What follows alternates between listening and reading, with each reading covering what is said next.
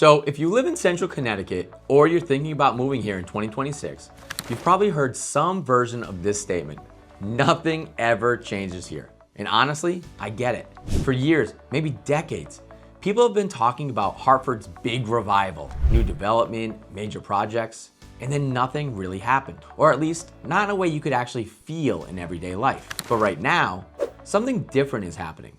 We're seeing real investment, real projects breaking ground in major redevelopment, and most importantly, momentum in places where we haven't historically seen it. So today, I'm breaking down the 5 biggest changes coming to the Hartford area, plus a bonus section at the end about the office to housing conversions that could quietly reshape these neighborhoods. If you're thinking about moving to Hartford or the surrounding suburbs in 2026, you're gonna wanna stick around to the very end, because some of these changes might genuinely influence where you wanna buy, when you wanna buy, and which towns are positioned for the biggest long-term upside. And honestly, if you're not paying attention to these shifts, it could be very easy to miss out on the neighborhoods that are about to take off, or end up buying in a place that doesn't benefit from these changes at all. I'm David Constant, and this is Living in Central Connecticut, where I help families, professionals, and relocation buyers figure out exactly where to live so your move feels smart, confident, and well-timed. I'm a local real estate agent here in the Hartford area, so I spend a lot of time thinking about both the numbers and what it actually feels like to live here day to day. If you're planning a move in 2026, especially with all the changes happening across Hartford and the suburbs, make sure you subscribe. And if you want help narrowing down your options, all of my contact info is in the description below. All right, let's jump into the big changes. Now, if you've lived here long enough, you know how rare it is to say this next sentence with a straight face. Hartford is actually changing, and you can feel it. Not hypothetically, not if everything goes perfectly for the next 20 years, not another PowerPoint deck that never becomes reality, real projects, real money, real momentum. And some of these changes, they're happening in places most people had written off years ago. So let's start with the one that's most symbolic, the one that sets the tone for everything else. Let's start with the building that every single person in Greater Hartford has some kind of emotion about, the arena formerly known as the XL Center, now People's Bank Arena. This is one of those projects where, if you've lived here long enough, you've seen so many debates, articles, arguments, and Facebook comments section wars about, that it almost felt like nothing would ever actually happen. For years, decades, people fought over the arena. You had one group saying, tear it down, build something modern, and another group saying, renovate it, it's the anchor of downtown. Meanwhile, the truth is, the building was stuck in time. The seats were worn, the concourses were dark. The sound system, it felt like it hadn't been touched since the Clinton administration. And those back hallways, if you know, you know. I'll be honest, I've always had a soft spot for the building. I still remember my first big game there in the early 2000s. It was UConn versus North Carolina, and the energy was unbelievable. The place was loud, chaotic, electric, the kind of night that sticks with you.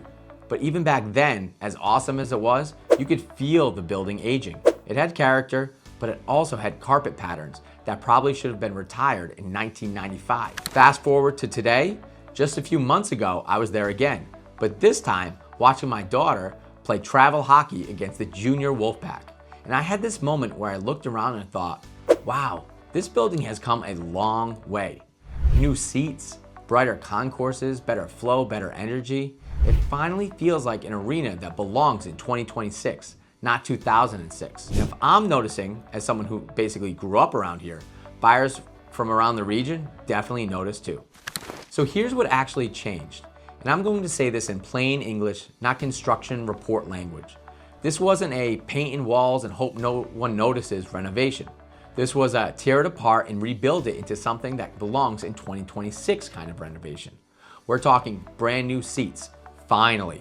Way brighter concourses that no longer feel like a mall basement from 1999. Modern club levels that actually make you want to hang out instead of sprint back to your section. Much better food and hospitality spaces that feel more like entertainment venue, not a convention hall. And there were production upgrades, which mean that shows that literally couldn't come here before can now run full scale. But here's one of the biggest upgrades, and one most people don't realize. One piece of this renovation that doesn't get talked about enough is the transformation of the locker rooms and player facilities. If you've ever been in an older arena or watched a behind-the-scenes tour, you know player spaces are a big deal. They affect recruiting, morale, performance, and overall professionalism of a venue. In the old locker rooms here, let's just say they had character. But now, these spaces look like something you'd expect in a modern arena. Redesigned locker stalls, much better lighting, updated training areas, much improved showers and restrooms, more efficient layouts for teams and staff. But why does this matter? Because for the UConn athletes, the Wolfpack, visiting NCAA teams, and even the big touring shows that use backstage passes, this is a massive improvement in day-to-day experience. And when your arena becomes a place where performers and athletes actually enjoy being, that's when you start attracting more high-profile events. It also subtly raises Hartford's reputation as a city that's willing to upgrade to professional-grade infrastructure, something we haven't always been known for. So between the upgraded lower bowl, the concourses, the club levels, the production systems, and now the fully modernized athlete facilities, this really isn't the same arena a lot of us grew up going to. And if you've been in Hartford long enough to remember how outdated things used to be, you know how big of a deal that is. And because of these upgrades, here's what's happening now. The acts that used to skip Hartford, they're looking here again. The shows that needed more stage capacity, now they can fit.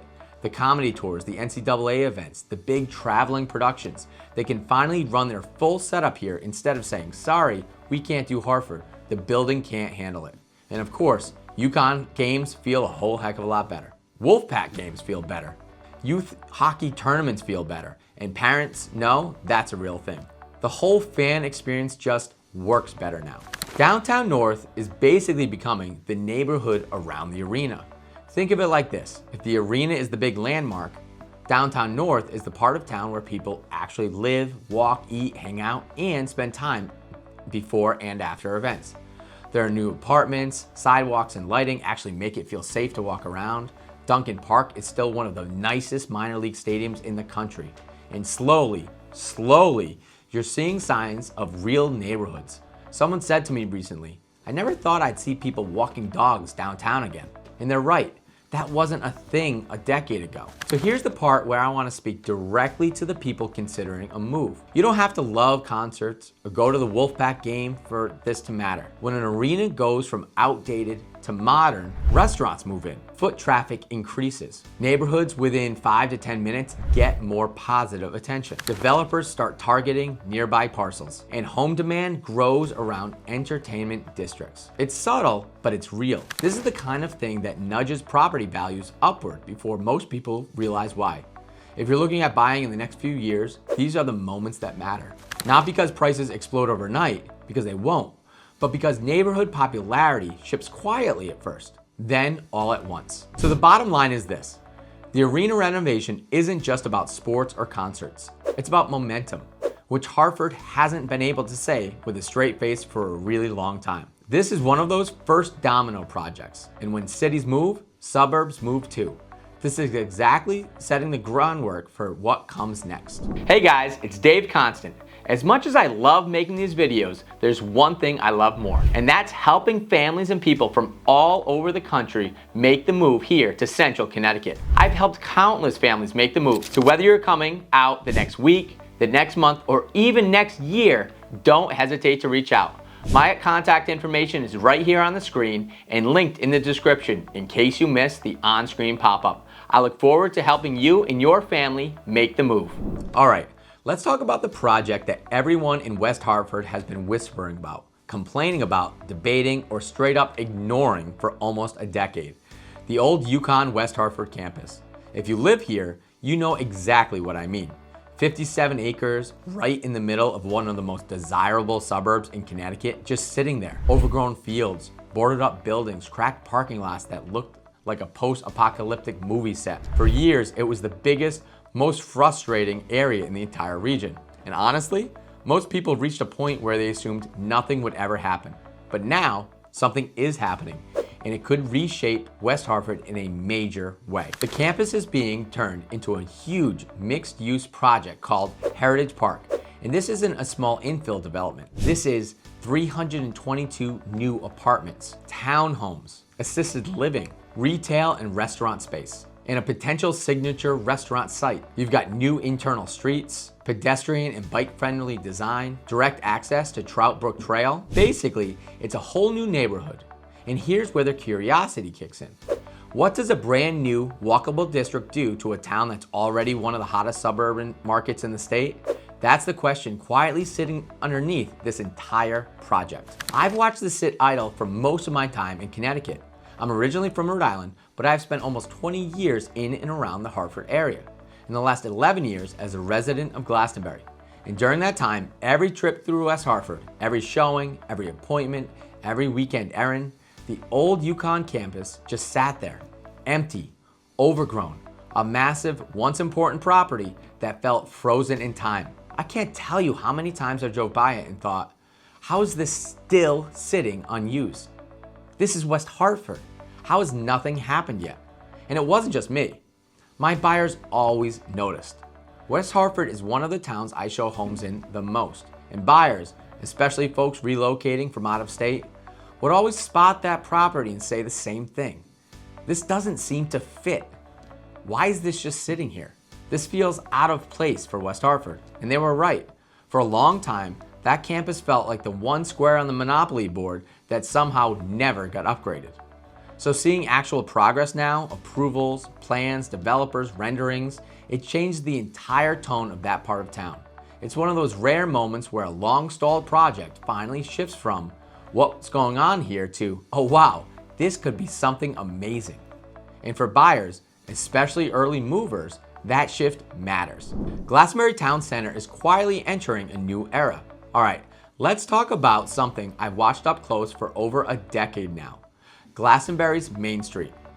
I've lived in Glastonbury for the last 11 years, and for most of that time, Main Street has looked exactly the same. It's charming, it's classic, it's very New England, it's very predictable, and honestly, it's a little frozen in time. And if you've lived here a while, you know what I mean. Same strip centers, same storefronts, same wide parking lots, same 2-lane road with the exact same feel as 15 years ago. Buyers I show homes to will often say something like, it's cute, but this feels like a town center from a different era. And they're not wrong. But here's where the story gets interesting. Because Glastonbury is quietly, slowly, carefully entering a new chapter. And the changes aren't loud or flashy, but they definitely add up. For years, Glastonbury didn't need to change. It was already desirable. Homes sold fast, schools were top tier, people loved it. But something's shifting. Population patterns, demand for walkability, generational preferences, regional planning trends, the push for more housing diversity, all of that has finally caught up with Main Street. And now we're seeing the first real signs of what a modernized Glastonbury Town Center could look like. You probably saw this in the Hartford Current. It's a proposal for around 170 new apartments right on Main Street, replacing aging strip center retail with a mixed-use development. But here's the thing, this isn't just add some apartments. This is street-level retail and restaurants. It's modern residential units above. It's architecture that still fits with Glastonbury's look, and it's a much more walkable layout. It's a super clean visual entrance into town, and this is where the curiosity kicks in. What does Glastonbury look like with a real modern town center? How does that change who moves here and where they want to live? I've lived in Glastonbury for 10 years now, and here's the honest truth. Every time I drove through the center, I thought, this town is incredible, but Main Street could be so much more. And I wasn't the only one. When I work with buyers, especially people relocating from places like Boston suburbs, New Jersey, or Westchester, they almost always say, the homes are beautiful, the schools are great, but the town center feels a little underbuilt for a town this desirable. They see the potential immediately, and for the first time, the town is starting to act on that potential. Before any big mixed-use development can happen, towns have to do the non-glamorous work. They've got to get wider sidewalks, better lighting, utility upgrades, pedestrian safety work, crosswalk redesigns, better flow between pockets of town. And Glastonbury is knee-deep in this right now. You don't start with the buildings, you start with sidewalks, because you're laying the foundation for walkability. And Glastonbury is doing exactly that. Over at Somerset Square, which is basically the other half of Glastonbury's town center, You're seeing newer restaurants and new tenants filling in, a ramen and pho spot, a sustainable burger restaurant, a new fitness studio, refreshed storefronts, increased foot traffic. Individually, none of these changes scream transformation, but together, they signal market confidence. Businesses are investing, tenants are signing leases. People, they're spending their money locally, and that's not an accident. And here's the biggest thing I want you to take from this section.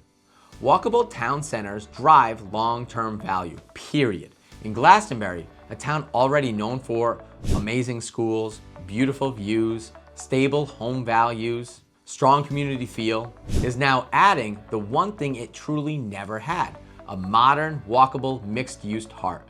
It's the kind of shift that quietly raises demand and pulls in younger buyers. It creates downsizing options. It supports higher-end retail and restaurants. It increases property values within that 1 to 3 mile radius. And here's the subtle fear component. If you wait to move until the next vision is ready, you'll be competing with everyone who suddenly discovers how walkable, vibrant the center has become. The early movers, they're the ones that get the upside. Look, nothing is guaranteed. Approvals can shift, phases take time, community feedback matters. But the direction, it is changing. The momentum, it is real. And you don't get momentum in Glastonbury very often because it's already in such high demand. That's why this moment matters. So when you put it all together, a major mixed-use proposal coupled with real infrastructure upgrades happening now, increased retail activity, and a town finally leaning into a modern design, Glastonbury is setting itself up for a future that's even more desirable than its present. And if you're someone who wants walkability and suburban comfort, this is something you need to watch closely because these are the early signs, the ones that quietly reshape a town long before the ribbon cutting ceremonies actually happen. Here's the part that most buyers don't think about. When a suburb like West Hartford suddenly adds more housing options, more walkability, more retail, more outdoor connectivity, more modern lifestyle amenities, it doesn't just improve the immediate area around the project, it broadens the appeal of the entire town. And historically, whenever a stagnant, underused property in a high-demand suburb gets something converted into something vibrant, home values rise first, often before the project is even finished. Why? Because buyers start imagining the future lifestyle, not the current empty buildings. Early movers tend to benefit the most. This is classic buy the neighborhood before the neighborhood becomes the neighborhood. But here's the flip side. Most people will ignore this until it's done, until the ribbon is cut, until the first cafe opens or the first families move in. That's a mistake, because the value shift doesn't happen when everything is finished. It happens when the town approves the plans, the renderings go public, the first phase of construction starts, developers actually stick shovels in the ground, the infrastructure improvements begin, and we're already in that early stages of the timeline. So if you're looking in Glastonbury and you're not paying attention to the long-term impact, you might end up buying in the part of town that sees none of the upside. Or worse, you wait too long and prices adjust before you ever get a chance. So you're thinking about moving to Central Connecticut. Well, I've got just the thing for you. My team and I have actually taken the time to create the ultimate relocation guide, which is meant to save you hours of research. And I've linked it down below. From top employers, the best hospitals, and a boatload of other things that you need to know before making the move. The best part is that this guide is 100% free. Yes, that's right, you heard it, 100% free. Just click the link in the description or the top pinned comment. Hope that helps. The Hartford Transit conversation. That's been a punchline for 40 years. All right, if you've lived in Connecticut long enough, you know that transit is one of those topics that instantly gets an eye roll. Because for decades, we've heard things like, the rail upgrades are coming. Wait for the new bus rapid transit plan. We're studying the highways again. And nothing really ever happened. Honestly, transit in Connecticut has been the conversation forever. Everyone talked about it. No one believed it was real. But something feels a little different right now. Not because every project is getting built tomorrow, but because there are actual dollars, actual studies, engineering, and construction happening all at once. And that hasn't been true in decades. So here's the question I think a lot of people are starting to ask. What does the Hartford region look like if commuting gets easier, if walkability improves, and if the suburbs start to feel more connected? Because if those things change, some of our long-standing assumptions about which towns grow fastest could change too. The state is deep into engineering for the Hartford line double tracking between West Hartford and Hartford. It sounds boring on paper, I get it, but in reality, it means much more frequent service, more reliable commuting, more capacity, better Springfield to Hartford to New Haven travel, a foundation for future metro-style service. And from a real estate perspective, anytime transit frequency and reliability improve, demand sneaks upward around the stations. Even if you don't take the train, someone buying your house in 5 years might, and that matters. West Hartford, Glastonbury, Newington, and honestly several other towns are all making real shovel-and-ground improvements. We've got wider sidewalks, much safer crosswalks, ADA-compliant intersections, multi-use trails, much better pedestrian lighting, and redesigned traffic patterns that have bike lane additions and improved access to town centers, something I just talked about. These things don't grab headlines, but they fundamentally reshape how people experience a town.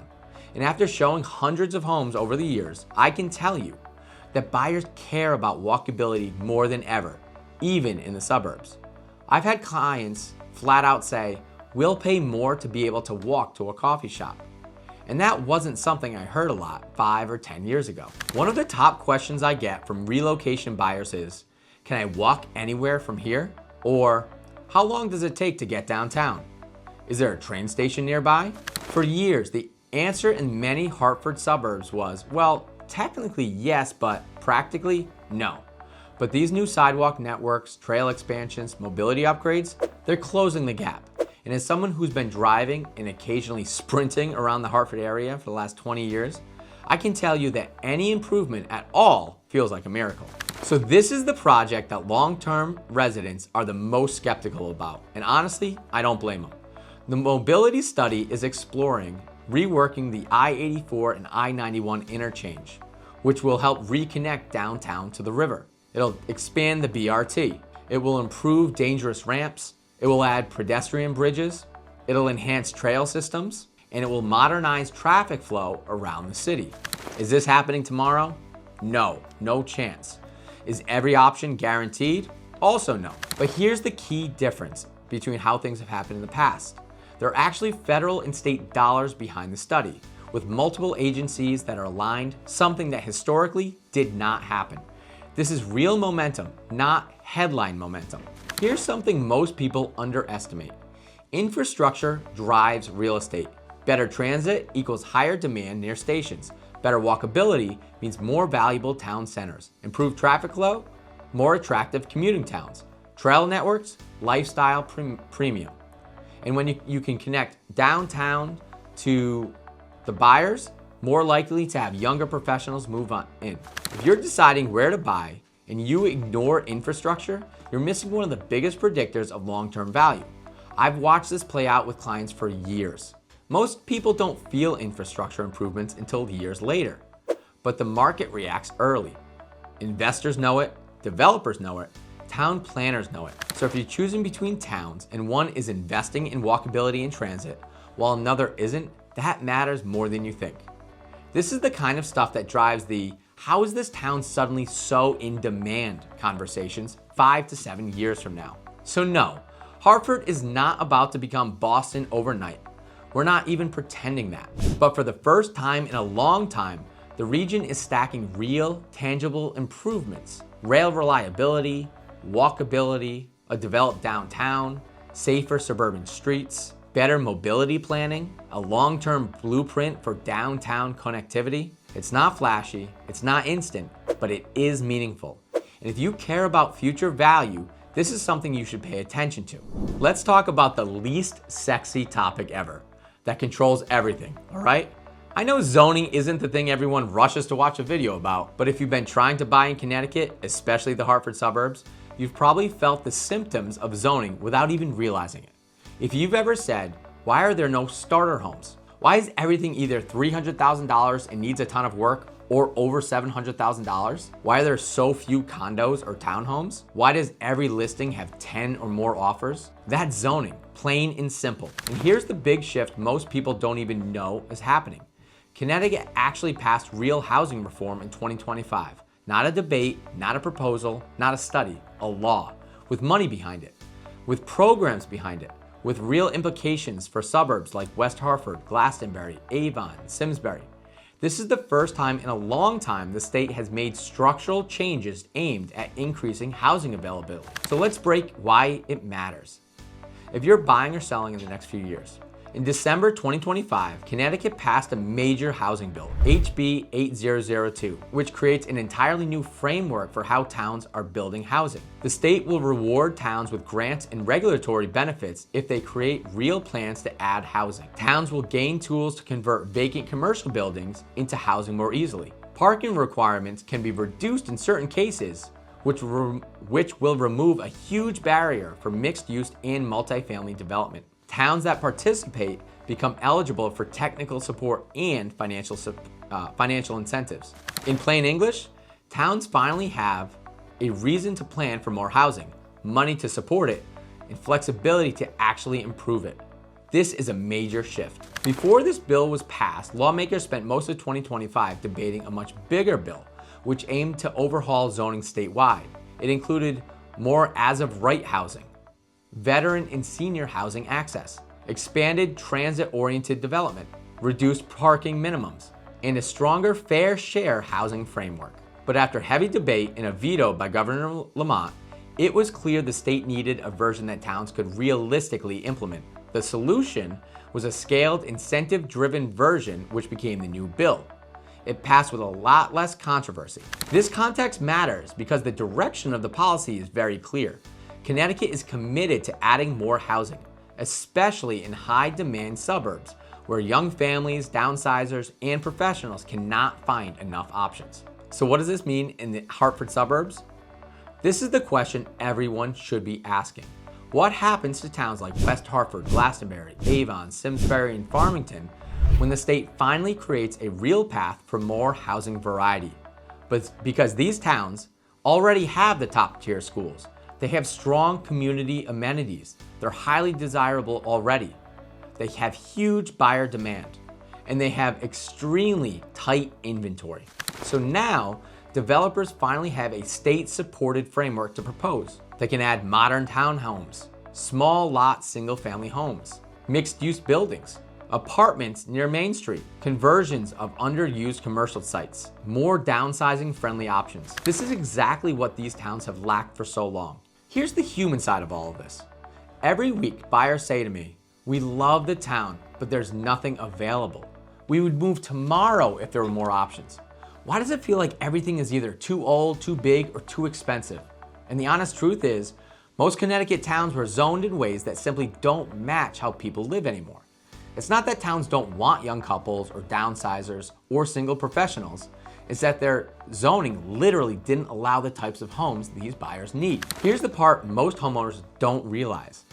When a town adds more housing variety, more walkability, more mixed-use districts, more downsizing options, and more modern rentals and condos, it doesn't hurt property values. It supports them.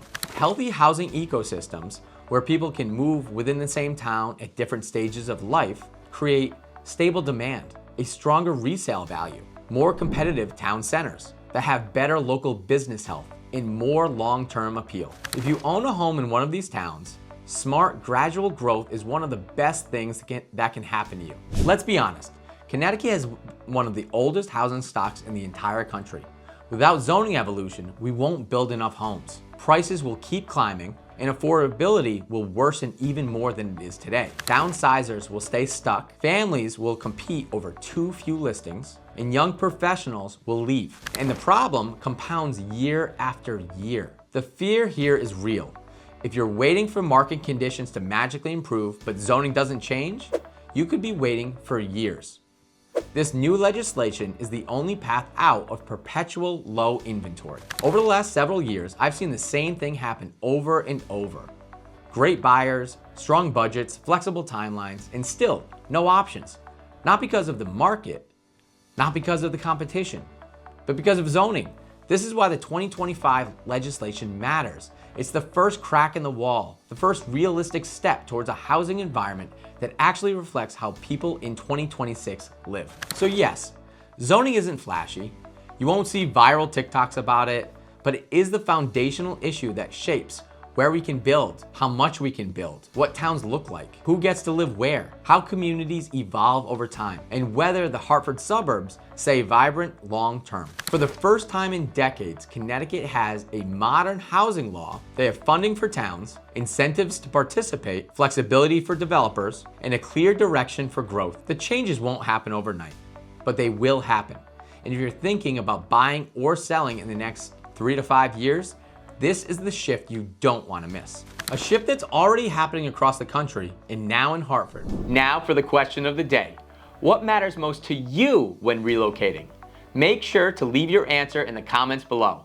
I want to hear what you have to say. Also, if you have any questions, thoughts, you can leave those in the comments as well. Or even better, text, call, or email me. My information should pop up on the screen below. All right, before we wrap up, I want to talk about something that could easily end up being one of the biggest stories in Hartford over the next decade: office to housing conversions. This is not a hypothetical trend.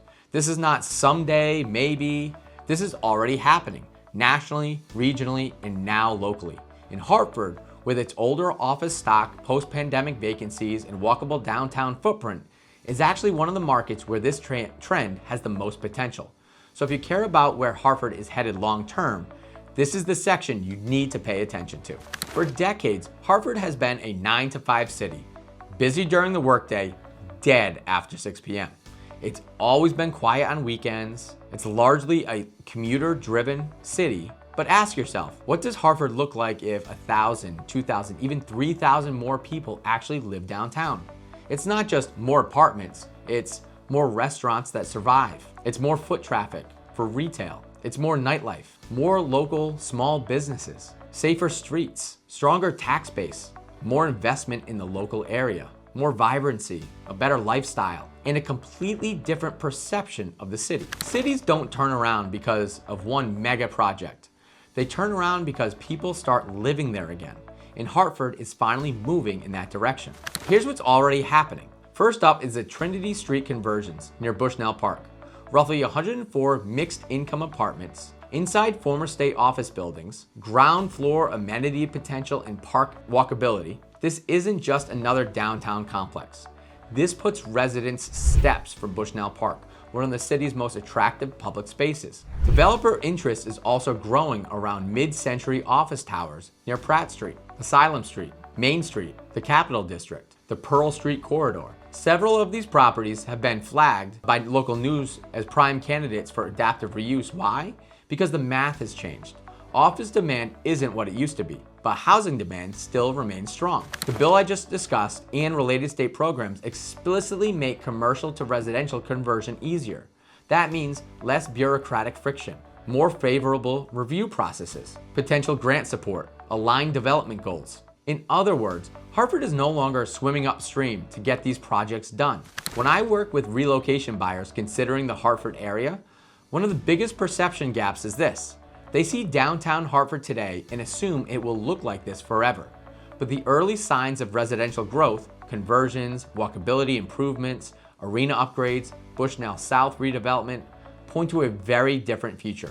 I've had clients tell me, I wish Hartford had more happening downtown. I'd love to be able to walk and do things. And I always say, it should be coming. It won't be overnight, but it will shift. Because once people start living downtown in real numbers, demand doesn't grow linearly, it grows exponentially. Cities that undergo office to residential conversions almost always follow this pattern. First, conversions happen. People then start to move in. You get more restaurants and more retail options open up. Developers notice the foot traffic, and then more conversions follow. The momentum snowballs over time, and early buyers benefit the most. Hartford is in stage 1 and stage 2 right now, and here's the key. These values shift often before the average person realizes what's going on. If downtown becomes a true residential neighborhood, the ripple effect touches West Hartford, Glastonbury, East Hartford, Wethersfield, and Newington. Because strong cities anchor strong suburbs. A lot of people have written Hartford off, But here's the reality. The arena is renovated, downtown north is growing, Bushnell South is in motion, the housing policy is shifting, transit upgrades are happening, investors are circling office conversions, and the state is incentivizing adaptive reuse. If you assume downtown will look the same in 2030 as it did in 2015, you may miss one of the biggest regional pivots of the decade. And that matters whether you're relocating, investing, selling, or just paying attention to local market trends. So here's the real takeaway.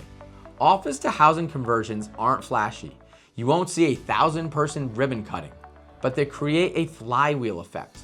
More people means more restaurants, which means more shops, which means more safety and activity. More developers are interested, more housing, more demand, more investment, which results in a stronger, more resilient downtown Hartford. It's not instant, it's definitely not dramatic, but it is happening.